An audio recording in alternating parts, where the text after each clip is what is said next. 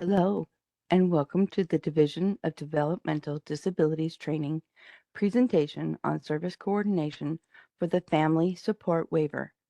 My name is Tonia Nantkes, and I am the division's training coordinator.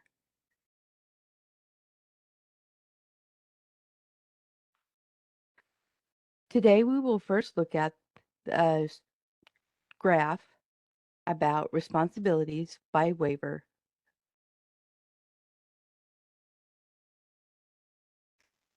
The following 3 slides have taken the majority of service coordination responsibilities and marked what is required when working with a participant.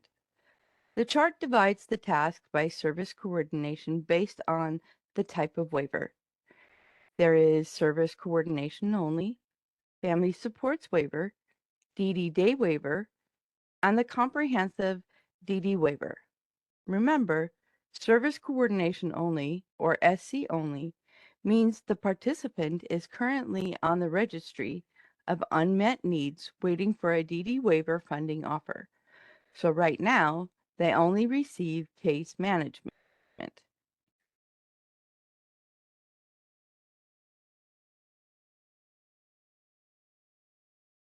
As you can see, many of the responsibilities and tasks for the family support waiver are the same as for the other waivers.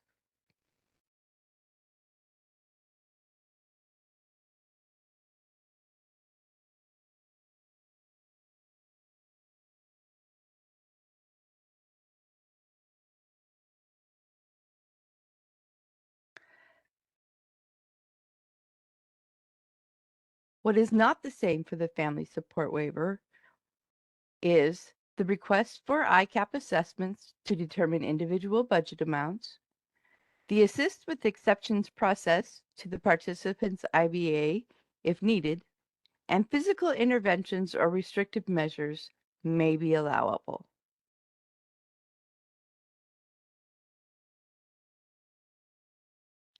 In 2022, Nebraska legislation passed LB 376. Part of that legislation asked that the department create a new waiver that can help families on our registry currently waiting for that comprehensive waiver to be able to get some services and help.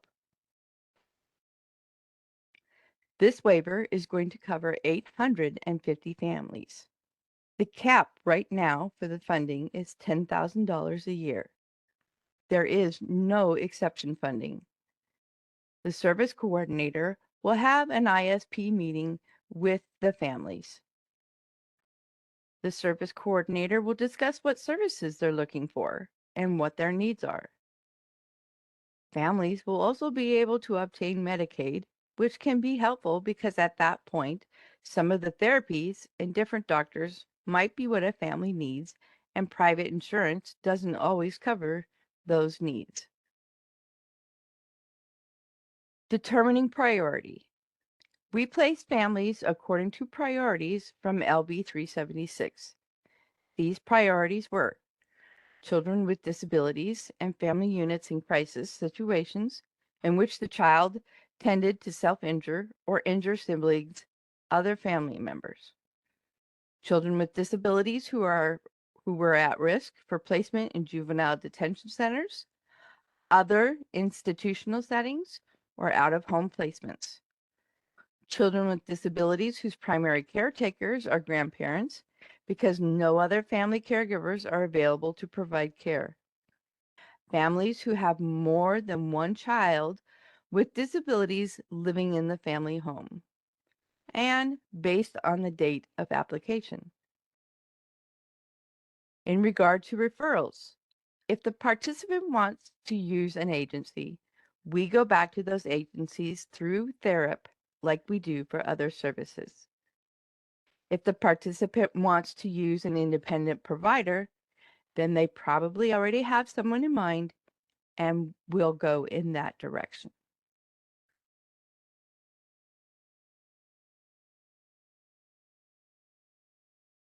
There are 15 services offered under the Family Support Waiver.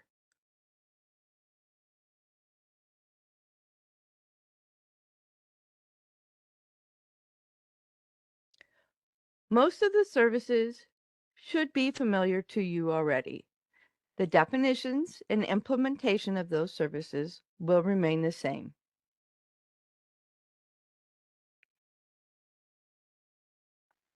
However, there are two new services included under this waiver. They are family and peer mentoring and family caregiver training. Today's training will cover those two new ones and review environmental modification assessment process, respite, and child day rehabilitation.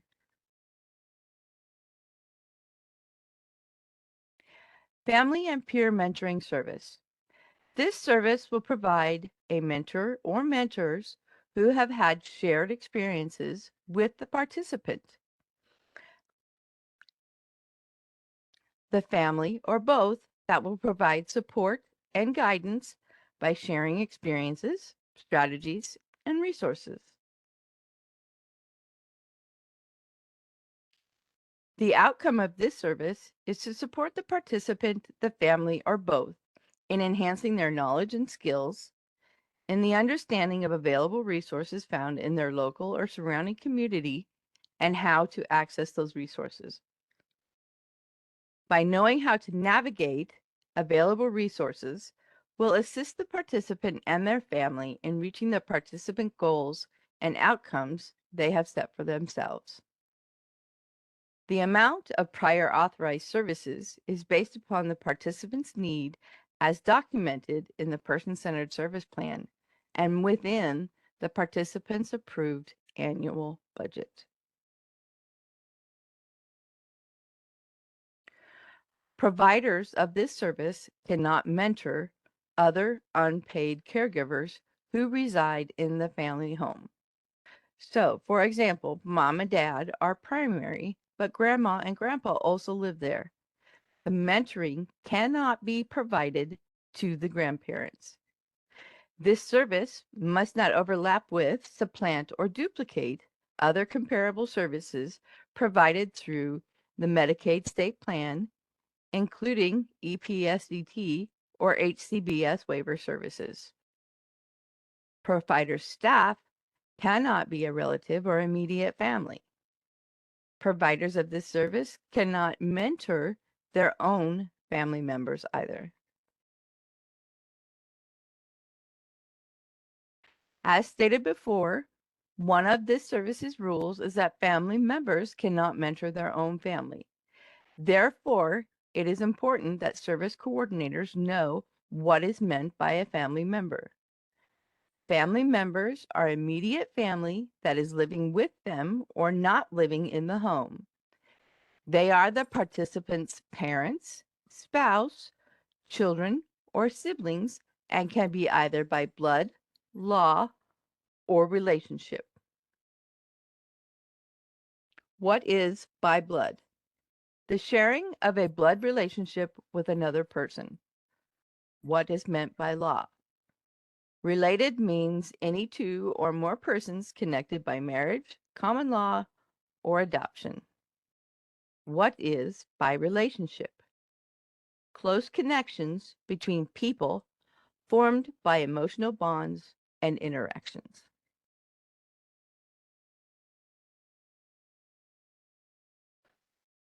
Budgetary. Transportation during the provision of family and peer mentoring is included in the rate. However, non-medical transportation to the site at which family and peer mentoring begins is not included. Non-medical transportation from the site at which family and peer mentoring ends is not included as well. A common theme for when planning, documenting, reviewing, and authorizing services is that the amount is based on the participant's need as documented in the person-centered service plan and within the participant's approved annual budget. You will see that it is billed at an hourly rate. There is not a limit on hours. However, the number of hours should reflect the participant's need and be within the budget.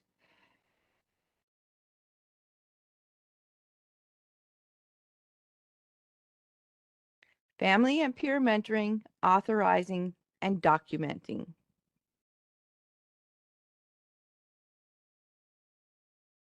Documentation should reflect and/or include. So in the program module in TheraP, the support given to the participant, the family, or both. How the mentoring is enhancing the participant's knowledge and skills in understanding available resources found in their local or surrounding community. How support is provided for accessing those resources.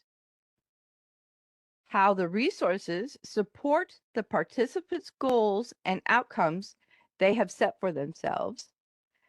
How the sessions and information provided meets the participants' needs and within their budget. In the therapy attendance module, it should reflect each time the mentoring occurs, and it should be recorded in the attendance module in therapy. SCs will monitor this service by reviewing documentation of each meeting or session in the attendance module in therapy. The provider type is agency provider. The code is 8490 and the rate is $50.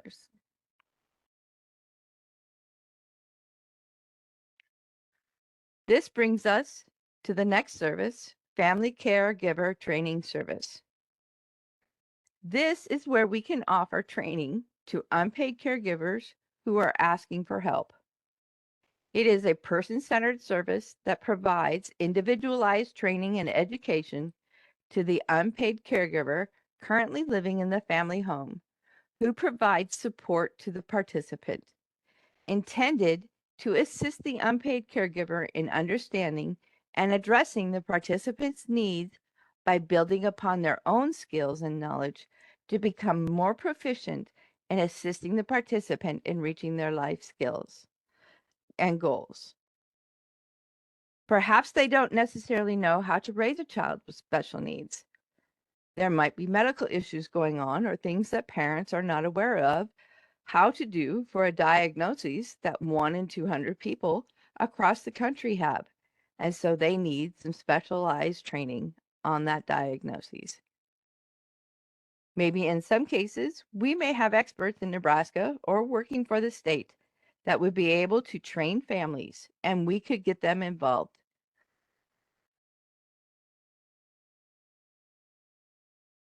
Parents always feel like they're not good parents when they're actually amazing, and this provides them the opportunity to understand the disability of the participant, achieve greater confidence, and provide support to their developing child and enhance those parenting strategies.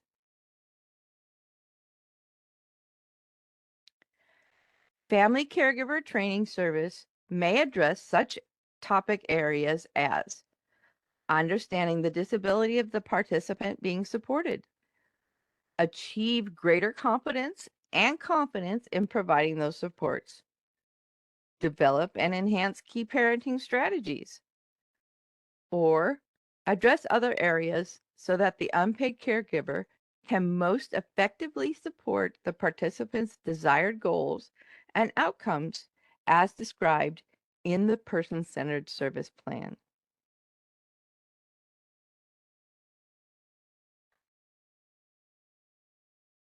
Now, it must be necessary in order to achieve the expected outcomes identified in the participant's person-centered service plan. The training must be directly related to the role of the unpaid caregiver in supporting the participant in areas specified in the person-centered service plan. All training for the caregiver who provides unpaid support to the participant must be included in the participant service plan. This service may not be provided in order to train or educate paid caregivers. So again, this is all for those unpaid caregivers, which usually are mom and dad.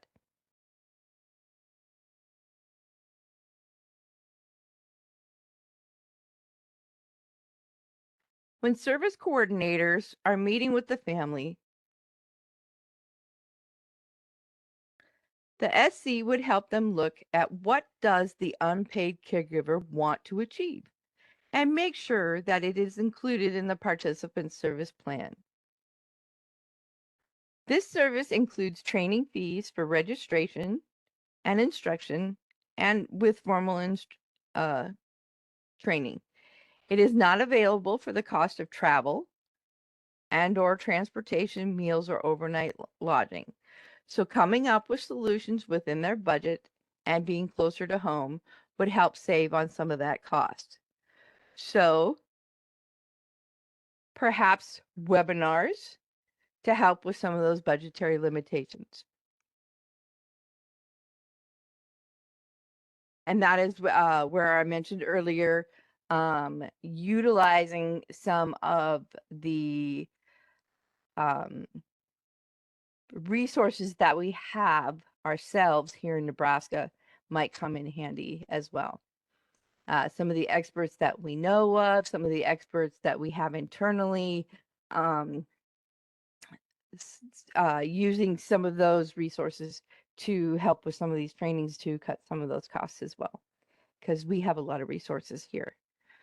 Um, Providers do need to document the training that will occur in the program module in Therap.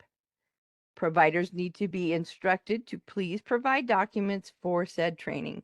So, for example, this can include agendas, registration, the content of the training, the curriculum, everything that you can think of that would let you know and understand exactly what it is that is going to be taught and instructed to that caregiver.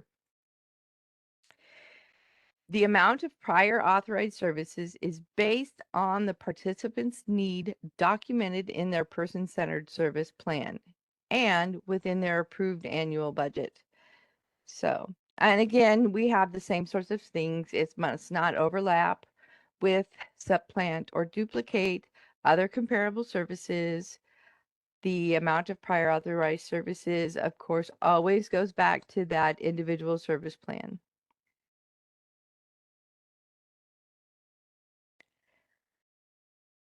Family caregiver training, authorizing, monitoring, and verifying.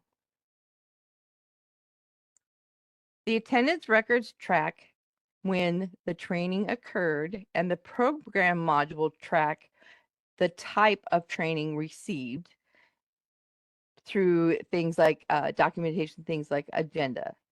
So once SCs get that verification through those avenues, then they can authorize and monitor.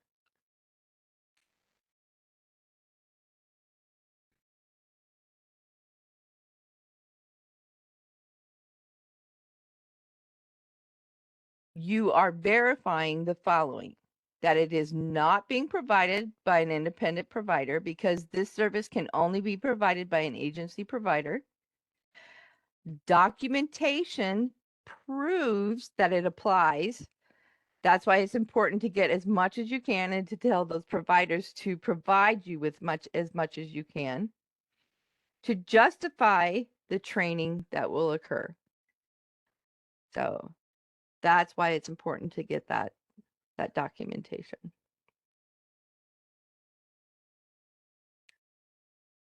So kind of restating what I've already said, but the training should support the unpaid caregivers, and it does this so that it provides them with understanding of the disability of the participant that's being supported.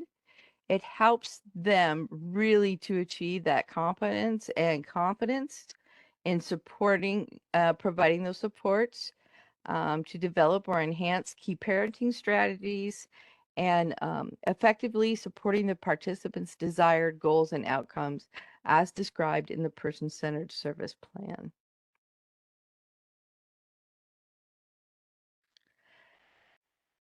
Next, we have the Environmental Modification Assessment Service.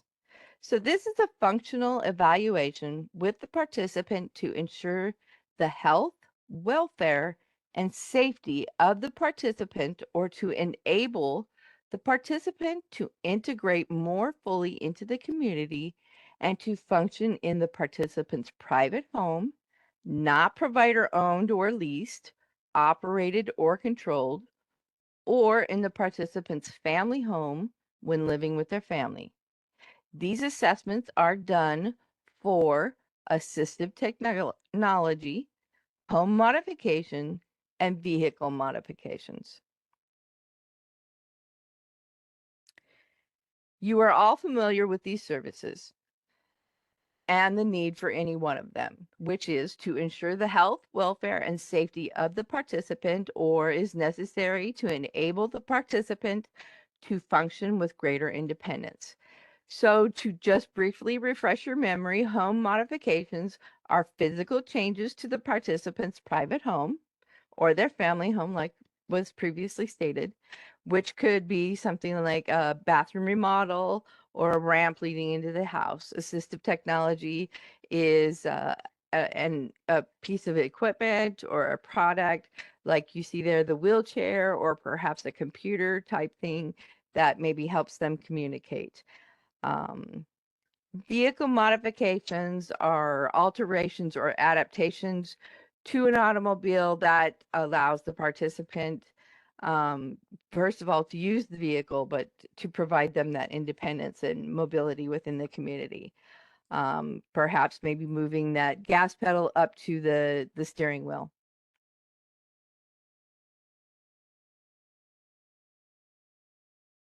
So these assessments are done by a third party, and it is to make sure that the participant is getting the best for their budget dollar and to make sure that they are done appropriately.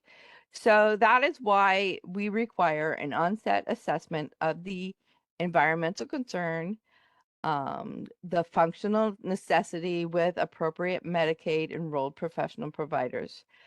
We may use a third party to assess the proposed modification and need to ensure cost effectiveness, like I said.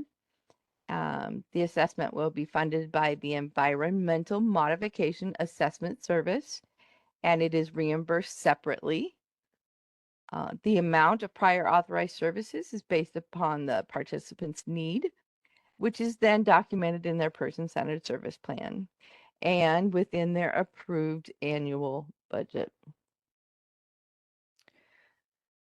So the on-site assessment includes, obviously, an evaluation of the functional necessity, the determination of the provision of the appropriate assistive technology, home or vehicle modification for the participant, and the need. So there's your three basic parts of the assessment.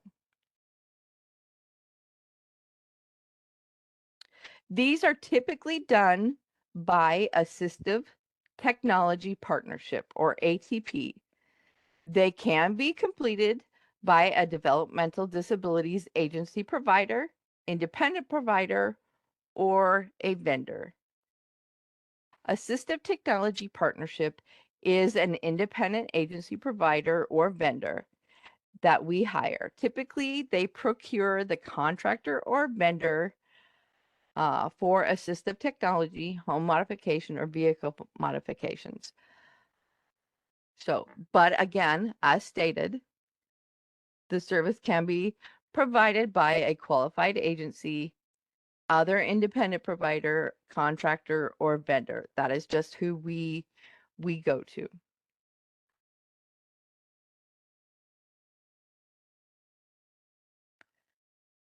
So code, budget, and occurrences. So for assistive technology, the service code is 9418. The participant's annual budget cap for the assessment is $2,500, and authorized per occurrence, or no, not for the assessment, I apologize. The participant's annual budget cap for the assistive technology is $2,500. The authorized per occurrence for home modifications service code is 1398. It has a budget cap of $10,000 per 5-year period, and it is authorized per occurrence. Vehicle modifications service code is 6995. It has a budget cap of $10,000 per 5-year period, and it is authorized per occurrence.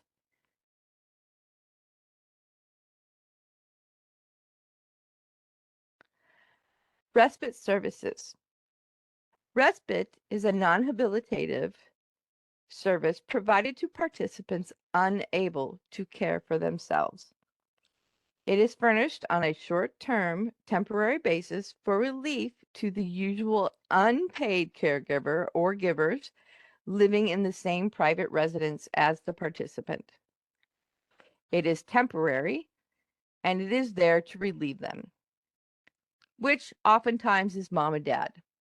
It is done in the private residence of the participant, so the person would be coming in, the person providing respite will be coming into the family home to provide that respite. A new feature is that they are also now including the cost of camp fees, which is a result of feedback from families that we received last year about what they really are looking for and what they need. Limitations to respite. So unused respite cannot be carried over. The provider is required to use electronic visit verification. It cannot be used concurrently with HCBS waiver services. It is not available to the usual unpaid caregiver or givers for employment or attending classes or in lieu of child day habilitation, supported family living, or child care responsibilities of the usual unpaid caregiver. A respite provider or provider staff must not provide respite to children and adults 18 years and older at the same time and location unless it has been approved by DDD central office. It is limited to 240 hours per annual budget year. The amount of prior authorized services is based on the participant's person-centered service plan and their approved budget. Federal financial participation must not be claimed for the cost of room and board, except when provided as a part of respite furnished in a facility approved by DDD and not a private residence. Respite must not overlap with, supplant, or duplicate other comparable services provided through the Medicaid state plan or HCBS waiver services. Respite cannot be provided by any independent provider who lives in the same private residence as the participant or is a person legally responsible for the participant. And these are the service codes for independent providers. We have 9042, which is for respite provided out of home, which means out of their family home in either the IP's home or the community.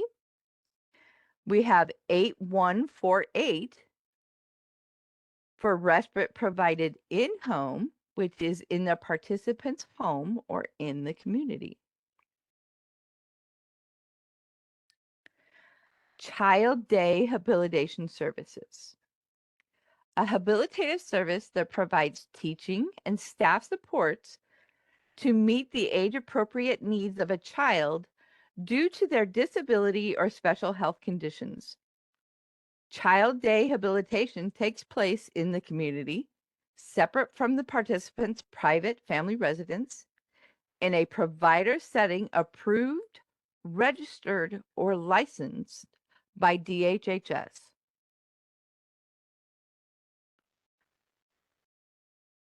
Some of the limitations with this service are that they cannot be provided by a legally responsible member of the participant's family. Legally responsible is defined as adults, including a parent, natural or adoptive, of a minor child, a spouse, a guardian, a conservator, or a power of attorney. They cannot be receiving community integration at the same time. It cannot be provided during school hours set by the participant's local school district. It only covers necessary services and supports associated with the child's physical, medical, personal care, or behavioral needs not included in regular child care. Individual habilitation programs must be specific and measurable and updated when not yielding progress. Data must be analyzed at least monthly to determine the effectiveness of the programming and to identify trends. Monthly summary reports on progress or lack of progress must be made available in the state-mandated web-based case management system. Non-medical transportation to the site at which child day habilitation begins or ends is not included in the rate and is the parent's responsibility. The amount of prior authorized services is based upon the participant's need, which is documented in their person-centered service plan and within their approved annual budget. So here we have determining the parental obligation.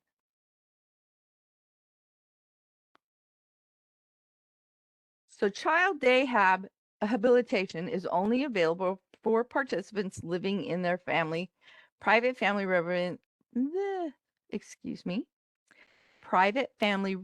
residents who are under 21 years. This does not, however, include children living in continuous residential settings like SLP, host home, or group homes. So we have step one. The participant or parent has decided to purchase child day habilitation. So for children who are 12 and under, who purchase child day habilitation, the parent or primary caregiver of the child is responsible for the cost of what is considered routine child care. So there will be a parental portion of the waiver services that the parent or primary caregiver is responsible to cover.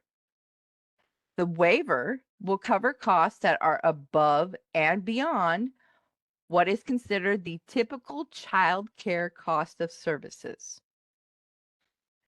And if you look at the little asterisk there, it says when the child turns 13, a parental portion is no longer applicable.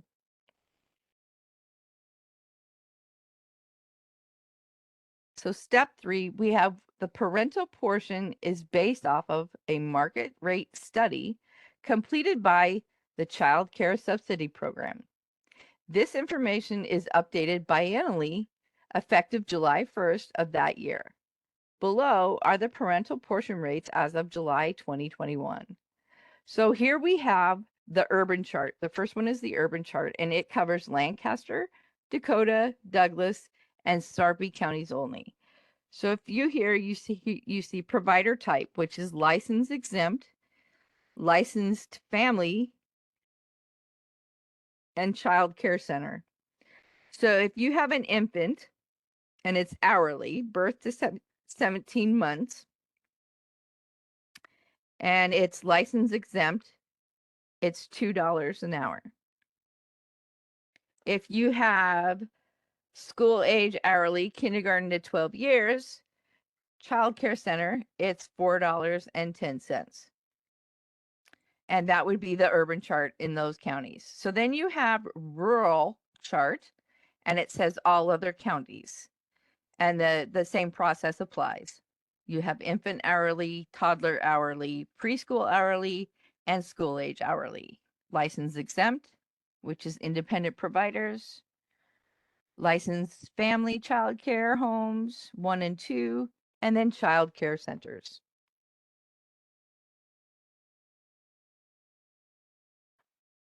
Service coordination will determine the parental portion to be deducted from the hourly service authorization by identifying the following. So, as I just reviewed, you're going to figure out the county where the provider is located.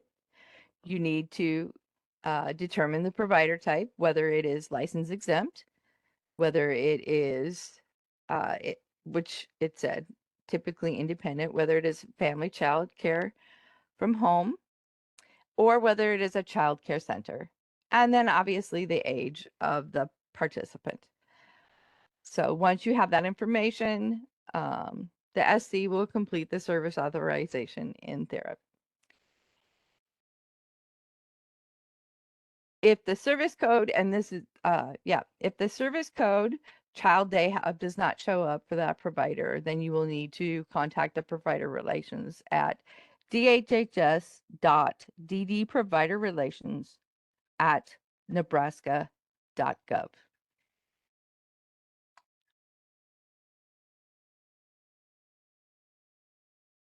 This concludes the service coordination training for the Family Support Waiver Services. Thank you.